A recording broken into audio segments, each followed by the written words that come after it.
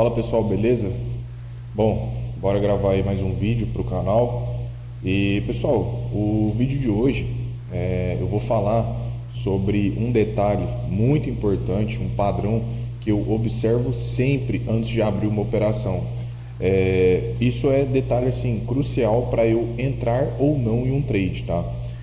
Quando se trata de price action, a gente vai ter diversas formas de leitura, né, de análise gráfica. Aqui no meu canal, vocês obviamente estão lidando e aprendendo a minha forma, tá? E todo trade que eu vá entrar, primeira coisa, tem que seguir uma lógica operacional. O que é uma lógica operacional? Tem que ter sentido, uma tendência de alta, uma tendência de baixa, um mercado consolidado, enfim. Eu tenho que ter leitura. Tendência de alta, beleza. Então já sei que eu devo focar na compra. Tendência de baixa, beleza. Já sei que eu devo focar na venda. Por exemplo, movimento do índice aqui hoje. A gente viu que ali depois da tarde começou a romper fundo. O que a gente tem que focar? Priorizar a venda. Então, ok, vou priorizar a venda. Onde que eu vou vender? Outro conceito. Bom, eu vou buscar resistências para me vender. Eu posso trabalhar, por exemplo, um fundo rompido. Isso tudo vai levando, né, ao ponto de entrar no trade. Eu vou procurar uma resistência importante de um gráfico diário, de um gráfico de 4 horas. Inclusive, hoje eu postei lá para vocês no meu Instagram, quem me acompanha lá viu, né? Hoje deu um trade de quebra de estrutura bem aqui, ó, uma venda. Pode uma venda contra essa pressão compradora, sim, mas tinha critério, né? E foi estopado, depois deu uma outra venda aqui, ó. E o mercado literalmente derreteu. Na compra não fez nada? Não vi critério para compra. E aí depois peguei a venda, porque quebra de estrutura, tá? Mas aí eu vou falar para vocês o que eu avalio, né? Esse detalhe ele é muito importante, né? Novamente falando. Então eu tenho que ter essa leitura, eu tenho que entender de tendência, eu tenho que ver se está num suporte, porque às vezes, pessoal, nós vemos que o preço está, por exemplo, numa tendência de baixa, tá? Só que às vezes o mercado ele está em cima de um fundo, por exemplo, e a pessoa está querendo vender aqui. Então não basta ter apenas a tendência, eu tenho que ter o cenário, o contexto favorável. Eu não vou vender o fundo, eu vou esperar o mercado fazer uma correção e depois continuar o movimento de baixa. E agora, né, vamos lá para o detalhe importante, tá? Quem me acompanha aqui há um tempo a mais sabe que eu uso muito gatilhos, pessoal. Eu já falei em algumas outras aulas, né, sobre o tal gatilho, mas fazia tempo que eu não falava com vocês sobre isso, né? E eu quero explanar um pouquinho mais, ser bem direto com vocês, objetivo, né, para a aula não ficar enrolada, né, cansativa. O que é o gatilho, pessoal? O gatilho nada mais é do que um candle de ignição. É um candle que representa algo.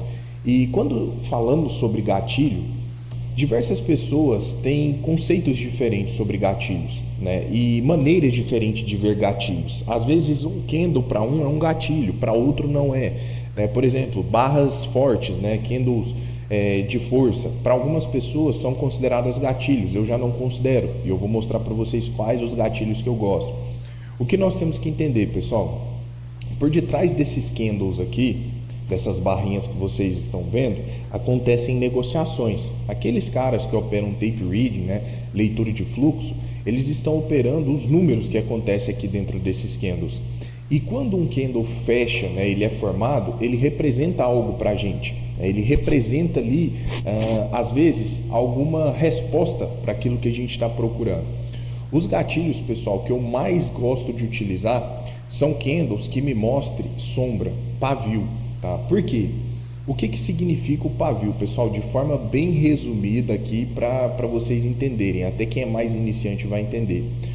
O pavio, pessoal, significa briga, guerra, significa disputa por preço.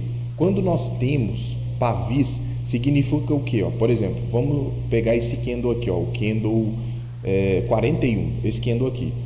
Esse candle, nós temos que imaginar que ele era um candle mega vendedor.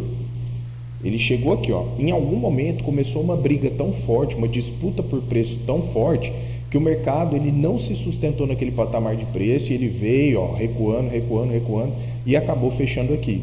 O que representa esse pavio? Representa guerra entre compradores e vendedores. E isso é muito importante para mim, para minha leitura. Por quê? Primeiro, quando eu vou fazer um trade, eu procuro por regiões de liquidez, como eu mostrei para vocês, suportes, resistências, né? Pontos ali onde eu sei que o mercado possa realmente sentir. E quando eu falo para vocês que eu procuro por esses pontos, não basta o mercado simplesmente chegar naquela região ali e eu cogitar fazer uma compra. Por exemplo, vamos supor que eu tenha um ponto de resistência aqui, ó, nesse ponto. Não basta o mercado, por exemplo, bater nessa região aqui e eu vá vender, por exemplo. Não, eu quero ver o comportamento do preço. E quando o preço chega nessas regiões, eu observo muito os gatilhos, as brigas, porque muitas vezes, e aí muita gente erra nisso, a pessoa quer pegar o teste. Muitas vezes o mercado ele literalmente rompe aquela região, sem nem mostrar interesse. Vou dar um exemplo para vocês. Supondo que eu tinha esse fundo marcado aqui, ó, o mercado ele caiu, fez um movimento de alta. Aí o mercado está caindo de novo. Aí a pessoa fala, bom, o Arthur fala sobre quebra de estrutura, que o mercado ele pode buscar o fundo ou o topo anterior, segurar e quebrar uma estrutura. Só que olha como o mercado ele chega nessa região e ele não esboça interesse nenhum por ela. Vocês estão vendo que é um candle grande, é um candle que representa o quê? Superioridade vendedora. Você não teve briga, você não teve interesse nesse patamar de preço. E às vezes, né, o que leva a pessoa a pegar o teste, a pessoa começa a tomar stops desnecessários aqui. Diferentemente, por exemplo, eu vou dar um exemplo ali do primeiro stop que nós tomamos, né, que a leitura tomou, e depois do outro trade que a gente visualizou e andou. Ó, o mercado marca topo aqui, correto? Num reteste de topo, nós vemos aqui, ó, que o mercado ele rompe. Mas olha como o candle 8 ele já devolve mostrando rejeição. A gente começa a ver aqui, ó, interesse vendedor, sombra superior. De novo, olha a briga acontecendo aqui. Olha a briga, pessoal. Olha como nós vemos o preço brigado nessa região. E tinha sim leitura para se pensar em venda aqui. Porém, a pressão compradora ela foi muito mais forte aqui. Tá, aqui era o quê? Um stop de 140. Beleza. Só que logo acima, o mercado fez o mesmo conceito. Ó, faz o topo, corrige, volta para romper o topo. De novo, o que a gente começa a ver? Olha a briga, olha as rejeições, olha as rejeições. E aí, simplesmente, o mercado, ó, derrapa, escorrega e cai ali. Ó, é lógico que a pessoa não pega tudo isso, né? Mas caiu praticamente 3.000 pontos desde a máxima. Foi praticamente uma venda na máxima. Ah, você sabia que o mercado ia fazer esse movimento forte de baixa? Óbvio que não. Só quem tem bola de cristal. Mas o preço, ele antes do movimento acontecer, ele me mostrou esse padrão. E quando eu falo isso aqui, pessoal, eu trago isso para vocês. Isso tudo a gente vê na sala ao vivo, né? Por isso que eu sempre estou aqui falando. Ah, quem estava lá na sala ao vivo, se quiser falar aí, pode falar. Porque às vezes, né, parece que é muito simples. Ah, o cara pega os cenários que dão certo. Não, dá errado também. Não deu errado aqui? Não tomou um stop? Aí, o que acontece? Às vezes a pessoa quer justificar. Ah, mas que a tendência estava forte demais. Ah, porque isso, porque aquilo. Tá, mas seguindo o mesmo conceito, olha a baita venda que deu. Então, pessoal, esse detalhe para mim é crucial, tá? Só que, de novo, aí eu quero passar outra coisa para vocês. Muitas pessoas, às vezes, chegam para mim e falam, cara, eu opero gatilho igual você, só que, cara, eu entro no gatilho, o mercado volta. Eu entro, o mercado começa a andar e depois volta e me estopa. Por quê? Porque a pessoa ela está usando gatilho sem contexto, pessoal. E eu já falei inúmeras vezes que gatilho não faz milagre. O gatilho, para mim, ele é o candle de ignição. Porém, o candle de ignição ele tem que estar numa região de interesse. Não basta, eu já falei isso várias vezes para vocês. Não adianta nada o mercado, por exemplo, começar a deixar gatilho aqui, ó, aleatoriamente. Ah, mas é gatilho comprador, vou comprar aqui, ó. Aí, às vezes a pessoa está no meio, às vezes está contra a tendência, às vezes não tem suporte por baixo, ou seja, está completamente fora de leitura, fora de contexto, entende? Então, esse é o meu critério e eu estou passando para vocês não como uma verdade absoluta, eu quero que vocês entendam isso, né? Isso não é uma verdade absoluta, mas eu tenho assim convicção que ao fazer isso vocês conseguem pelo menos diminuir a quantidade de stops de vocês. Sabe por que eu falo isso? Porque muitas pessoas quando vêm fazer minha mentoria, a primeira coisa que eles começam a relatar é: Arthur, diminuir drasticamente a quantidade dos meus trades. Por quê? Porque a pessoa ela passa a ficar seletiva, ela não entra em qualquer coisa. Porque, de novo, não é qualquer hora, em qualquer lugar que vai dar os gatilhos da forma que a gente utiliza, entende?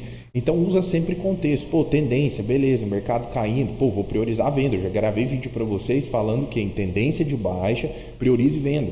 Se você é iniciante, esquece ficar querendo trabalhar contra a tendência, né? Esquece querer ir contra o preço, por mais que às vezes você possa pegar trades bacanas, mas esquece, tenta fazer ali o básico, seguir tendência bonitinho. Começou a ver que o mercado está virando a tendência, rompendo os 50%, aí você começa a trabalhar favorável a outra pressão que está se iniciando. Deixa para daqui um tempo, quando a sua leitura ela estiver bem ajustadinha a favor da tendência, aí você começa a procurar uns trades contra. Tá? Isso aí pode ajudar bastante. Isso foi o que me ajudou lá atrás. Tá? Bom, pessoal, então procurem por esse padrão. Parem de ficar abrindo trade sem critério, sem leitura, sabe? Eu sempre observo esse padrão, esse detalhe. Eu nunca abro um trade sem antes conferir se ali naquela região há briga. Se não tiver briga, eu não faço nada, certo? Bom, vou finalizar por aqui.